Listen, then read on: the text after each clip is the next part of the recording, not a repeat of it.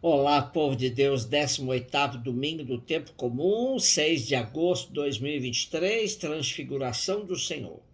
A nossa reflexão de hoje é a partir de Daniel 7, de 9 a 10 e 13 a 14, segunda carta de Pedro 1, de 16 a 19, Mateus 17, de 1 a 9.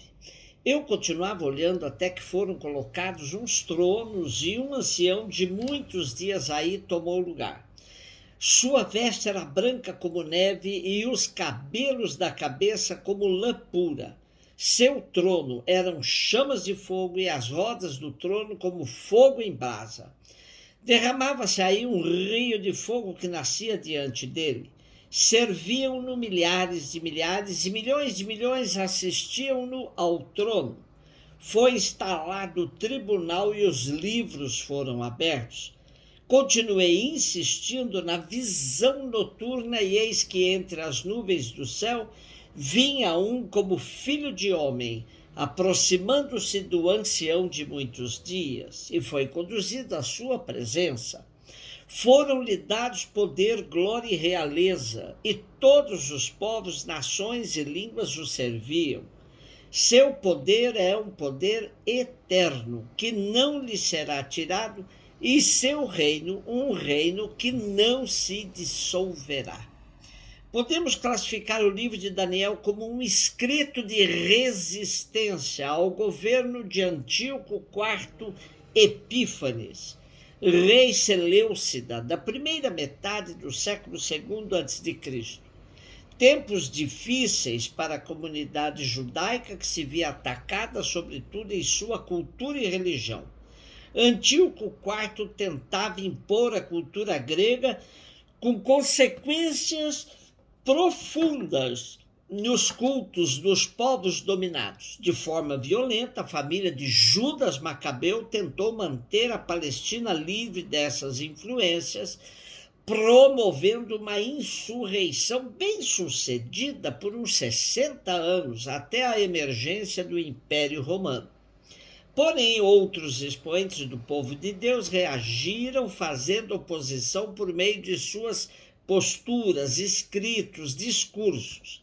O livro de Daniel surge neste contexto, apresentando como protagonista de uma resistência, escrito por um judeu tradicional apegado aos seus antepassados, defendendo a cultura e a religião de seu povo. O texto que nos é proposto integra a segunda parte do livro de Daniel. Aí o autor, recorrendo à figura da visão, apresenta-nos uma leitura profética da história, cuja finalidade é transmitir a esperança aos crentes perseguidos por causa da sua fé e dos seus valores tradicionais. Aí emerge a figura do Filho de Homem, que significa um ser divino em figura humana, que será usada mais tarde por Jesus.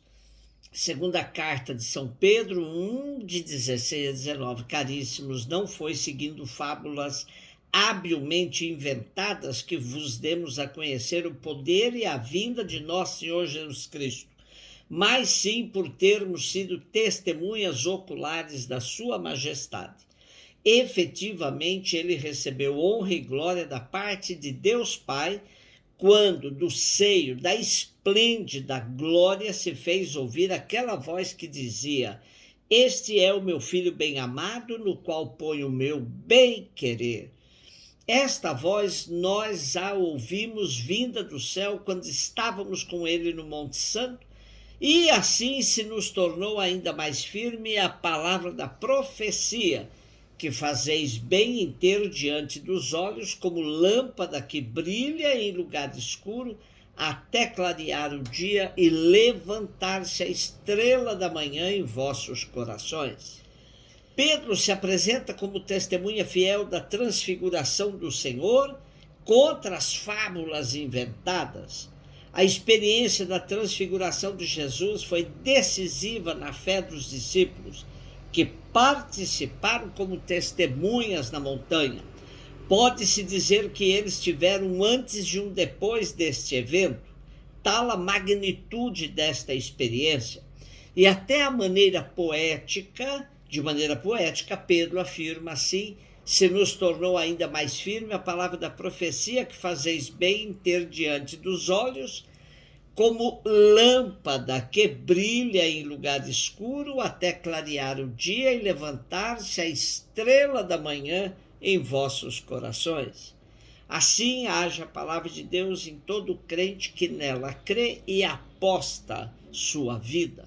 Mateus 17, de 1 a 9. Jesus tomou consigo Pedro, Tiago e João, seu irmão, e os levou a um lugar à parte sobre uma alta montanha. E foi transfigurado diante deles. O seu rosto brilhou como o sol, suas roupas ficaram brancas como a luz. Nisto apareceram-lhes Moisés e Elias conversando com Jesus. Então Pedro tomou a palavra e disse: Senhor, é bom ficarmos aqui. Se queres, vou fazer aqui 3 tendas, uma para ti, outra para Moisés e outra para Elias. Pedro ainda estava falando quando uma nuvem luminosa os cobriu com sua sombra. E desta nuvem uma voz dizia: Este é o meu filho amado, no qual eu pus todo o meu agrado. Escutai-o. Quando ouviram isto, os discípulos ficaram muito assustados e caíram com o rosto em terra. Jesus se aproximou, tocou neles e disse: Levantai-vos e não tenhais medo. Os discípulos ergueram os olhos e não viram mais ninguém, a não ser somente Jesus. Quando desciam da montanha, Jesus ordenou-lhes: Não conteis a ninguém esta visão, até que o Filho de Homem tenha ressuscitado dos mortos. Todo evento judaico requeria 2 ou 3 testemunhas para atestar sua veracidade. Desta forma, Jesus toma consigo 3 de seus discípulos para subirem com ele à montanha e aí participarem da experiência da sua transfiguração. E aqui estamos hoje diante de um texto que tem todos os ingredientes de uma clássica teofania veterotestamentária. O monte, a voz do céu, as aparições, as vestes brilhantes, a nuvem e mesmo o medo e a perturbação daqueles que presenciam o encontro com o divino. Jesus percebe que essa revelação de sua divindade é de extrema importância para os discípulos, que cada vez mais estavam acuados e com medo por todos os seus anúncios da paixão. Como seguir alguém que caminha para a morte com tanto sofrimento, tortura, tanta paixão? Assim a transfiguração servirá para reanimar os discípulos, presenciando a dimensão divina do Mestre que seguem.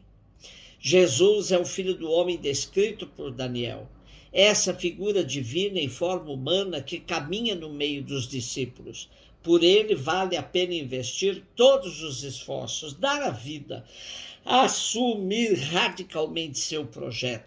Na transfiguração, Jesus é apresentado como o Filho amado do Pai, uma síntese de toda a profecia, de toda a lei. Nem Elias e nem Moisés serão necessários para sustentar a fé das comunidades cristãs que têm em Cristo seu fundamento. Há que se notar que a relação homem-Deus em Jesus foi lida de maneira extraordinária pelo catolicismo popular, fazendo do dia da festa da transfiguração também a festa do Senhor Bom Jesus.